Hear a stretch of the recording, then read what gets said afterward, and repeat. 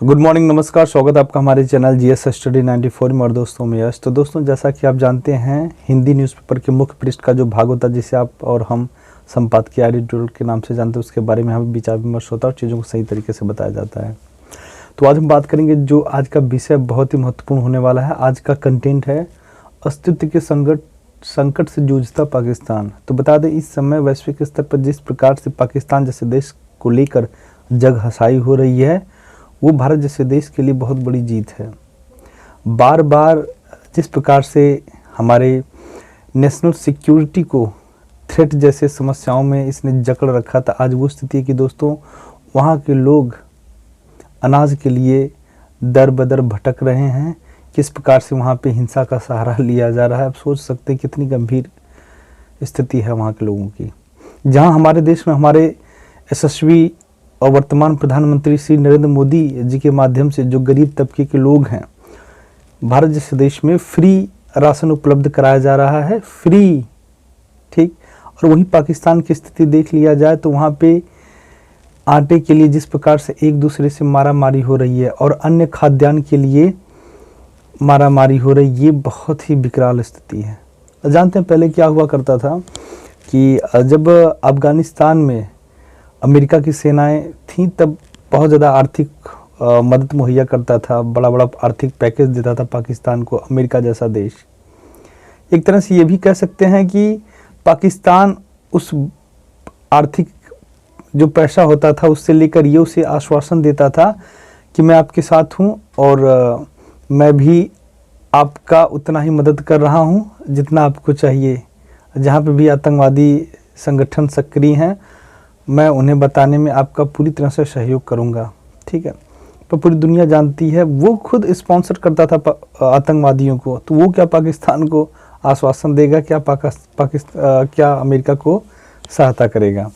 तो इस चीज़ की जो वास्तविकता है पूरी दुनिया जान चुकी है। आज यही कारण है कि जो फाइनेंशियल एक्शन टास्क फोर्स होता है उसकी वो क्या करता है, किसी भी देश का इवेल्युएशन करता है कि इन देशों को वित्तीय सहायता मिलनी चाहिए कि नहीं मिलनी चाहिए। यदि इन देशों को वित्तीय सहायता दी जा रही है तो क्या जिस आधार पर ये पैसा मांगते हैं, क्या उन चीज़ों पे ये इन्वेस्टमेंट करते हैं। जैसे कोई देश है वो अपने आप को कह रहा है कि मैं महिलाओं की सुरक्षा को लेकर, महिला एम्पावरमेंट, जो महिला सशक्तिकरण है, उसके लिए मैं बहुत कुछ करना चाहता हूँ, तो उसके लिए राशि ले लिया, ठीक। आईटी के लिए ले लिया या किसी प्लांट के लिए ली है, ठीक।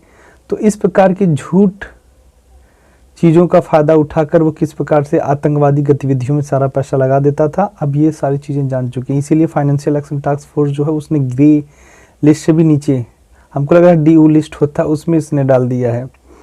और जब भारत जैसे आज देखा जाए तो आर्थिक रूप से जिस प्रकार से जूझ रहा है, आपका श्रीलंका भी है, चाहे पाकिस्तान हो चाहे श्रीलंका के अंदर हो, रुपये का मूल्य पूरी तरह से वो होता चला जा रहा है, गिरता चला जा रहा है, जो भी वहाँ पे करेंसी चलती है, ठीक है।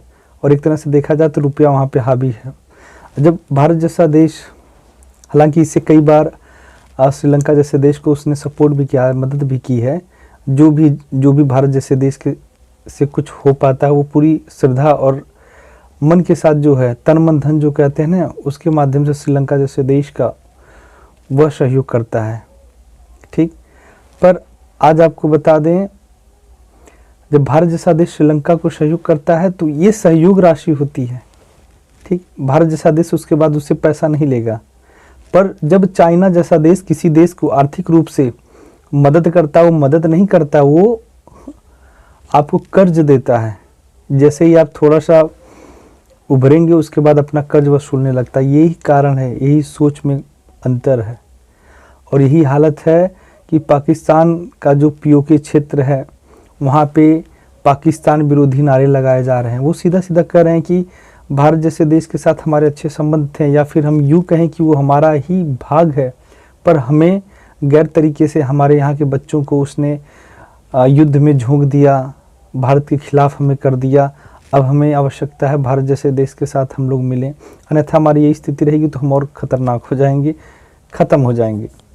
और पाकिस्तान जैसा देश जो बार बार अफ़गानिस्तान के साथ हितैषी संबंध बताता था, तालिबानों के साथ मित्रता की संबंध बताता था, क्योंकि जो पोषण दिया गया पिछले दरवाजे से वो पाकिस्तान ही देता था।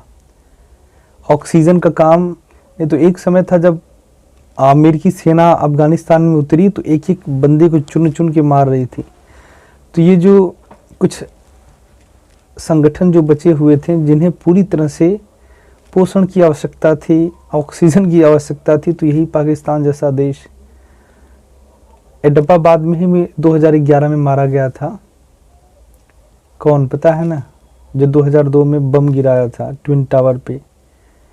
तो ये बहुत बड़ी उपलब्धि थी, उसने उसे छुपा के रखा था। पाकिस्तान जैसे देश ने, सोचिए, इतने बड़े अंतर्राष्ट्रीय वैश्विक स्तर के आतंकवादी को उसने अपने यहाँ पनाह दिया था, पूरा अफगानिस्तान खुजवा रहा था।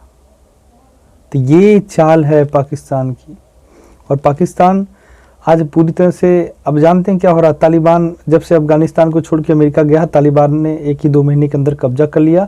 और अब तालिबान क्या कर रहे हैं कि भैया ऐसा है कि जो डूरंड रेखा, जो TTP है, इसे हम मानते नहीं हैं, हम अपने क्षेत्रों का और इसे एक्सपेंड करना चाहते हैं, इसका क्षेत्राधिकार बढ़ाना चाहते हैं। और ये जो रेखा ओखा है ना, वास्तविक रेखा, इसे हटाइए, हम आधा पाकिस्तान में घुसेंगे। उसके बाद लोगों की स्थिति बड़ी दयनीय हो चुकी है। अब आप जाकर उससे लड़िए। अब जानते हैं, आपको दुनिया जानती है कि पाकिस्तान जैसे देश में वहाँ की जो सेना है वो शासन चलाती है, न कि वहाँ की सरकारें। यदि जैसे ही सरकारें कटाक्ष की सेना के ऊपर, सेना अपने पूरा बल लगाकर आपको तबाह कर देगी। जिस प्रकार से इमरान खान को पहले सत्ता पर काबिज करती है, उसके बाद जैसे ही सेना विरोधी स्वर इनका होता है नवाज शरीफ का, उसने उठा के इनको फेंक दिया। आज वो स्थिति है कि ये अपने सम्मान को बचाने के लिए फिर से वही राग अपना रहे हैं। भारत के संदर्भ में भारतीय प्रधानमंत्री, भारतीय मंत्रियों का अप्रिसिएशन कर रहे हैं, प्रशंसा कर रहे हैं।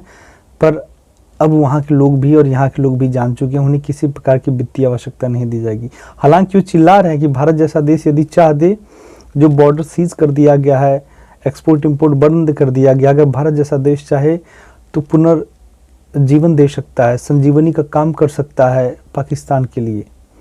पर क्या हमें तत्काल इन्हें सहायता करना चाहिए? नहीं, पहले इन्हें अपने घुटनों पे गिरा देना चाहिए, तब जाके इन्हें किसी प्रकार की सहायता देनी चाहिए। क्योंकि आए दिन जिस प्रकार से हमारे देश के जवान शहीद हो रहे हैं, जिस प्रकार से हमारे वास्तविक रेखा को पार किया जा रहा है, जिस प्रकार से हमारे लोगों को मारा जा रहा है, कत्लेआम किया जा रहा है, हमारी छवि धूमिल करने का प्रयास किया जा रहा है अन्य जगहों पर जाकर, ये किसी से छुपी नहीं है। इसलिए हमारे पास आज अवसर है और इस अवसर को हमें नहीं गंवाना चाहिए, अन्यथा ये अवसर दोबारा नहीं मिलेगा।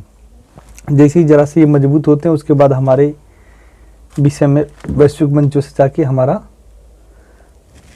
अब सोचिए, मुझे लगता है कि पाकिस्तान जैसे देश के साथ जितने भी युद्ध हुए हैं, भारत ने बुरी तरह से पाकिस्तान जैसे देश को पराजित किया है।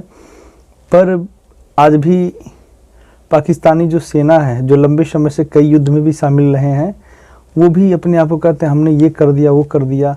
पर वास्तविकता ये पूरी दुनिया जानती है हमने किस प्रकार से उनके ही क्षेत्रों में घुसकर कम से कम कई लाख, कुछ लोग कहते हैं 90 से 80-90 हज़ार सैनिकों को हमने बंदी बना लिया था। और हम चाहते तो उस समय POK पूरा ले लेते, पर नहीं लिया गया। अन्यथा दोस्तों आज ये स्थिति नहीं होती जो आज बनी हुई है। हमने एक बार नहीं कई बार मात दिया है पाकिस्तान जैसे देश को, और अब आवश्यकता है कि पूरी तरह, और आगे देखते हैं कुछ है इसमें,